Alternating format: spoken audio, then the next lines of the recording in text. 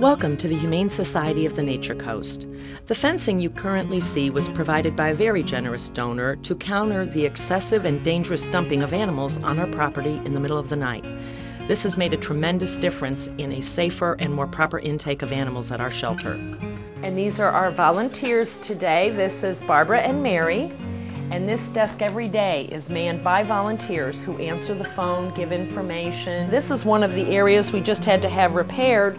Because we're in a modular building, dampness underneath is a factor, and there was such a soft spot that there was a hazard of somebody actually falling through. So we've recently just had the floor replaced, but again need to get a new covering on it, and animal care comes first. The room we're in now is multi-purpose. Over in the corner here is Elisa, and she does our mailings, our accounting. She does all of our computer work for keeping our animals on Pet Point, Pet Finder, right now on Zoo2. You can see the outdoor training areas that are used as a get acquainted area. When someone wants to adopt, they bring their entire family and other household pets for get acquainted time.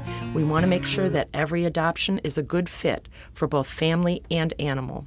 We're now approaching our cat cottage. At one time, all of the cats were kept in cages. In the last 7 years, this building has been remodeled, so it's a free roaming area for our cats.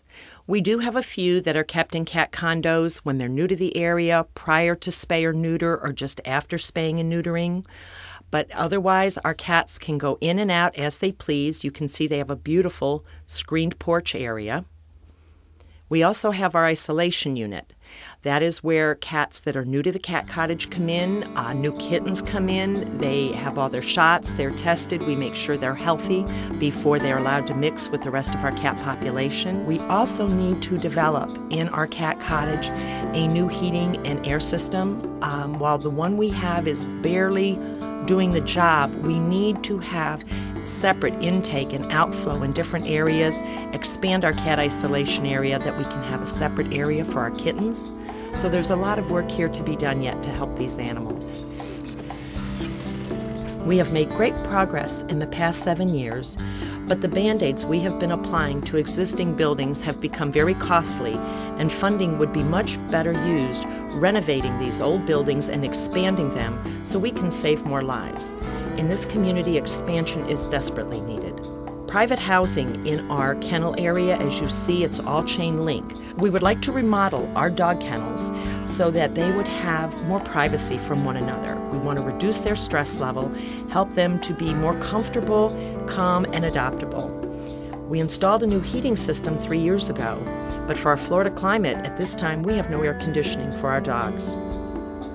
Working together, our community lowered the euthanasia rate in our county by 12% last year. One of the top priorities at the Humane Society of the Nature Coast is to expand and increase the number of animals we are transferring from our county animal control to ensure that that movement continues. Our community exploded with the new highway connecting to Tampa, and we need to expand to meet the increase in homeless pets that came with the increase in our population. Due to the age of our buildings, they were not built to the current codes, and flooding is always an issue in heavy rains and storms here in Florida. During a disaster, we would have to evacuate our animals from the shelter. An extension would be built to Hurricane 3 standards, and we would then serve as an evacuation center that served our community pets as well as the ones at the shelter. There is currently no shelter for animals operating in our community during a disaster. We worked in Louisiana during Katrina and saw firsthand the devastating effects to pets when there was nowhere for them to go. We would then be able to dedicate the land available for animal housing and again increase the number of animals rescued and decrease the number of animals being euthanized in our community. 12% decrease in euthanasia is just a start in Hernando County. Won't you join us in helping make that number grow?